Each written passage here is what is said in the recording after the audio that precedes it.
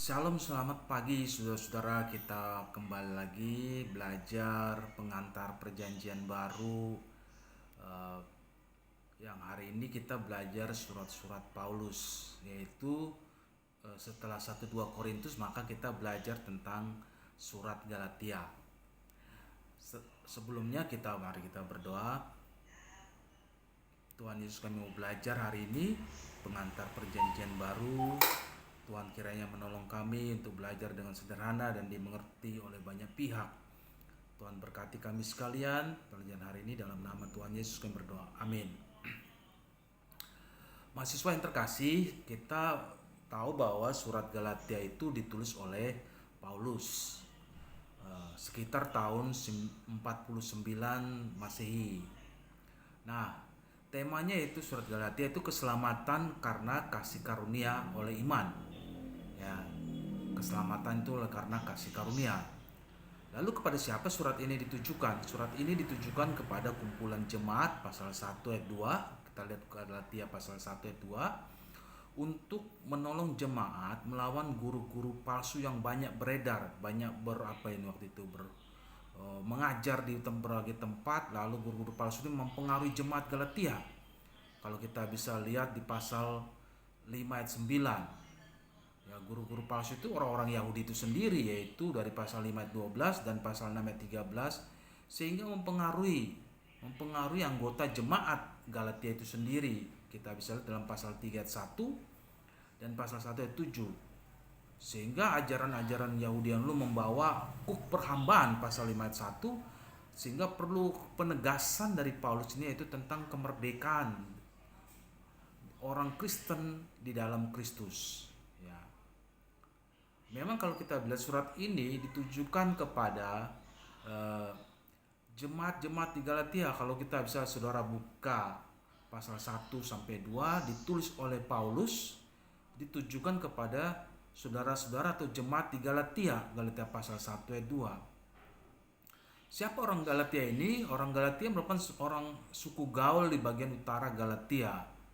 Nah, jadi kemungkinan besar adalah Paulus menulis surat ini kepada kota-kota di bagian selatan, yaitu Antioquia, Pisidia, Iconium, Listra, Derbe, di mana ia dan Barnabas menginjil dan memulai pelayanan gereja dalam pemberitaan Injil yang pertama. Kalau kita bisa lihat di Kisah Rasul pasal 13 ayat 1 sampai 14 ayat 28, ya. Persoalan utama adalah di sini dalam jemaat ini adalah, yaitu ada persoalan-persoalan di mana menjadi pertanyaan, karena persoalan ini akan dibahas dan dipecahkan dalam sidang di Yerusalem pada tahun 49 Masehi. Kalau kita bisa lihat di Kisah Rasul 15 ayat 141, yaitu persoalan-persoalan ini mencakup apa dalam yang di bawah ini. Apakah yang pertama itu, apakah iman kepada Yesus Kristus sebagai Tuhan dan Juru Selamat itu syarat satu-satu untuk selamat? Nah, itu pertanyaan. Apakah iman kepada Yesus Kristus sebagai Tuhan dan Juru Selamat itu satu-satu syarat untuk selamat? Yang kedua yaitu, atau ketatan, apakah ketatan itu kepada upacara dan peraturan Yahudi yang tertera atau tercantum dalam perjanjian lama diperlukan untuk memperoleh keselamatan dalam Kristus? Dua persoalan inilah yang menjadi perselisihan masalah bagi jemaat di Galatia, dan Paulus mau membawa masalah ini dalam sidang di Yerusalem. Ya.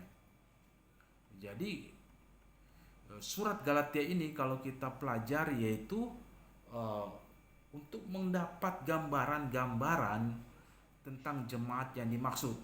Yang pertama yaitu kita lihat dalam surat Galatia, kalau kita selidiki, ya, mendapat gambaran satu, rupa-rupanya para penerima surat Galatia ini masih anak-anak secara rohani, ya, belum dewasa secara rohani. Bahasa lainnya belum dewasa secara rohani, ya. Kalau kita lihat pasal 4 ayat 19 sampai 20. Yang kedua yaitu pernah menginjili mereka, pasal 1 ayat 8 dan 11. Dan pada waktu itu Paulus melukiskan dengan terang Yesus Kristus yang disalibkan, pasal 3 ayat 1. Pemberitaan itu disertai dengan mukjizat-mukjizat. Lalu gimana gambaran berikutnya, yaitu pada yang ketiga gambaran pada waktu Paulus menginjili jemaat Galatia itu, eh, dia sedang sakit, dia sakit pada pasal 4 ayat 13. Nah, siapa jemaat Galatia ini? Kalau pada yang bagian yang keempat kita lihat bahwa penerima, kebanyakan orang-orang Galatia yang menerima itu berlatar belakang kafir, yaitu orang-orang tidak percaya kebanyakan. Dulu mereka tidak mengenal Tuhan, mengenal Allah dengan benar. Mereka menyerahkan diri kepada Allah-Allah atau dewa-dewa yang pada hakikatnya bukan Allah.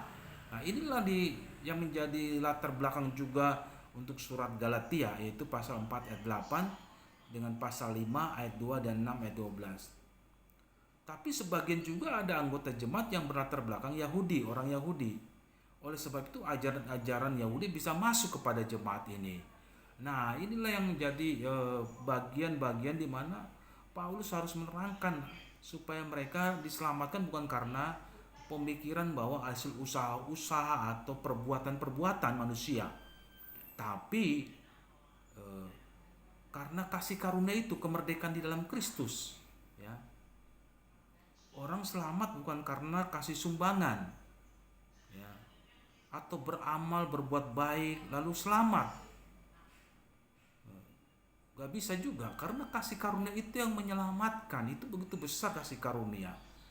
Ya, ada orang memberi sumbangan tapi hasil dari kejahatannya. Nah, itu bagaimana menjadi masalah dalam dalam hal ini, ya kan? Nah, itulah yang dari kita bisa menjadi perdebatan atau menjadi polemik dalam mempelajari tentang kasih karunia dengan perbuatan-perbuatan manusia yang menyelamatkan, ya. Jadi tujuannya apa surat Galatia ini? Yaitu tujuannya kita lihat yang berikutnya.